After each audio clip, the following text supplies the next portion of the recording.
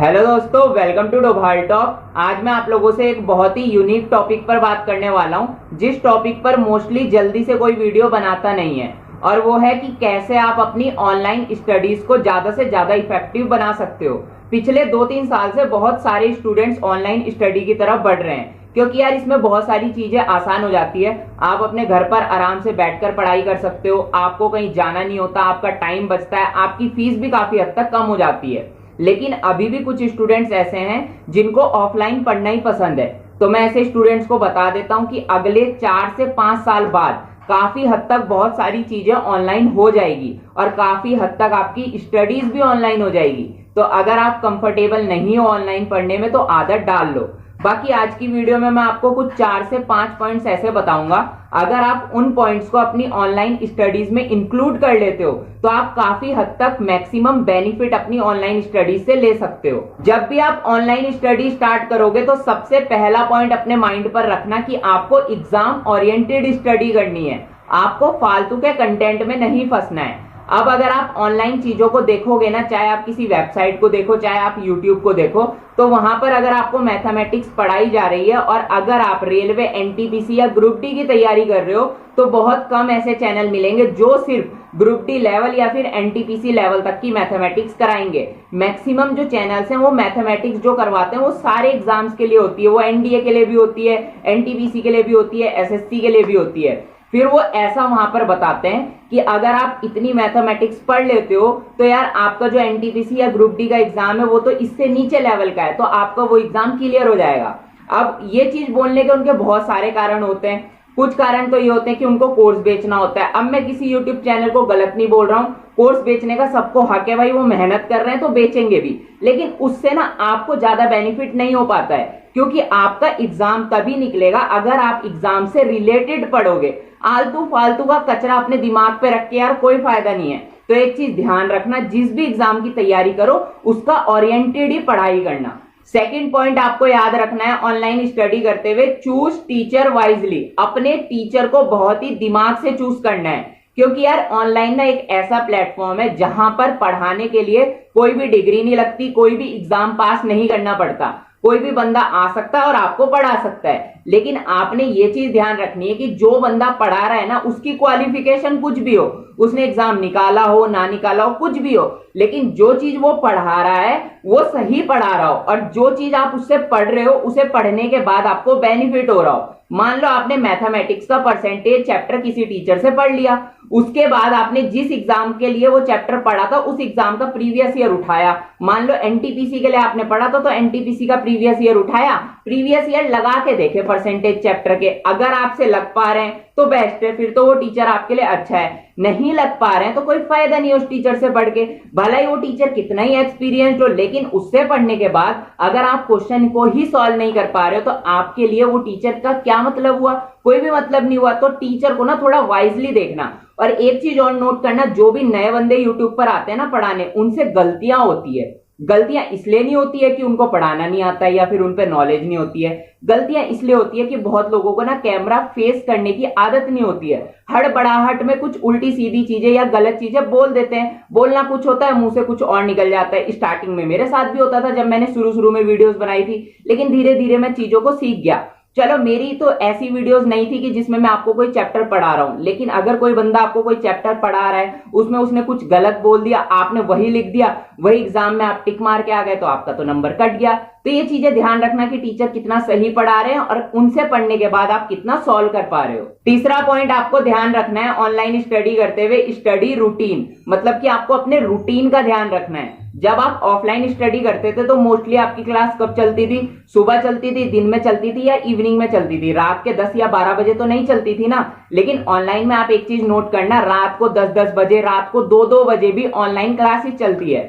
तो बहुत सारे स्टूडेंट्स क्या सोचते हैं, यार ऑनलाइन क्लास ना हमारी रात को 11 बजे है, हम 11 बजे आकर पढ़ लेंगे। अब पहले तो उन्होंने पढ़ा नहीं 11 बजे कभी, अभी जबरदस्ती आकर ऑनलाइन क्लासेस 11 बजे लेंगे तो क्या उनको समझ आएगा? नहीं आ पाएगा। अब कुछ लोग ना ये एक्सक्यूज दे देते हैं कि यार ऑनलाइन क्लास सर 11 बजे हो रही है और अगर हम 11 बजे क्लास नहीं लेंगे और हमें कोई डाउट होता है तो हम किससे पूछेंगे?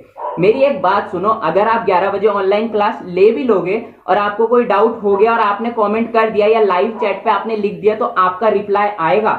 ऑनलाइन क्लास कितने स्टूडेंट ले रहे होते हैं? 2000, 2500, कहीं पे 500, कहीं पे 600। क्या गारंटी है कि आपका रिप्लाई आ जाएगा? कोई गारंटी नहीं है, उल्टा आपका टाइम भी वेस्ट होगा।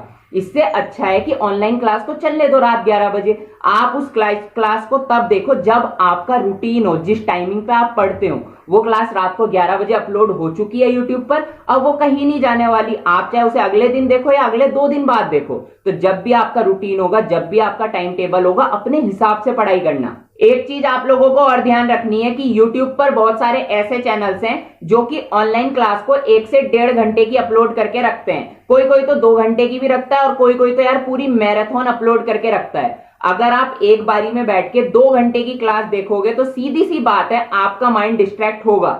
एक रिसर्च में भी बताया गया है कि एक नॉर्मल ह्यूमन बीइंग 40 से 45 मिनट तक ही एक प्रॉपर कंसंट्रेशन से पढ़ाई कर सकता है। उससे ज्यादा पढ़ने की कोशिश करेगा तो माइंड इधर उधर जाएगा। तो आप कोशिश करना कि इतनी लंबी क्लास एक झटके में ना लो, वरना एक झटके में अगर ले भी ली तो आपकी बॉडी थक जाएगी, आपके अंदर चिड़चिड़ापन आएगा, फिर आपको लगेगा यार कल पढ़ लूंगा, फिर परसों हो जाएगा, फिर नरसों हो जाएगा, धीरे धीरे चीजें डिले होती रहेगी। तो ऐसी नौबत आने ही मत दो। एक बारी में आप 30 से 35 मिनट या 40 मिनट की क्लास लो, उसके बाद 5 से 10 मिनट का ब्रेक लो। ब्रेक में आप घूमो फिरो, गाने सुनो। बस एक चीज ध्यान रखना, मोबाइल यूज मत करना, वरना उसी में लगे रह जाओगे। बाकी जो भी करना है करो उन 5-10 मिनट में। उसके बाद फिर से 30-40 मिनट की क्लास लो।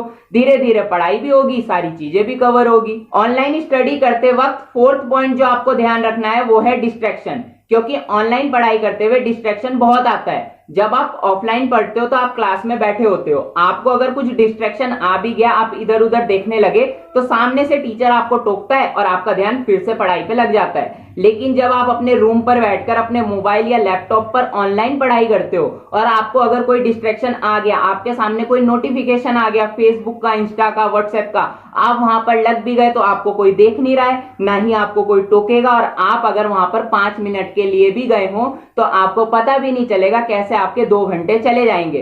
तो कोशिश करना डिस्ट्रैक्ट मत हो। अब इसको ना 3-4 चीजों से आप सॉल्व कर सकते हो। सीधी सी बात है, आपका इंटरनेट खुला होगा, आप कोई यूट्यूब में वीडियो देख रहे होंगे पढ़ाई की, तो नोटिफिकेशन तो आप पे आएंगे, व्हाट्सएप का भी आएगा, इंस्टा का भी आएगा। तो अपने नोटिफिकेशन को बंद करके रखा करो, क्योंकि अगर नोटिफिकेशन आया तो आपका माइंड डिस्ट्रैक्ट होना है, क्योंकि कोई ना कोई ऐसी चीज लिख देगा जिससे आप परेशान हो जाओगे, आप उसको रिप्लाई करने की सोचोगे।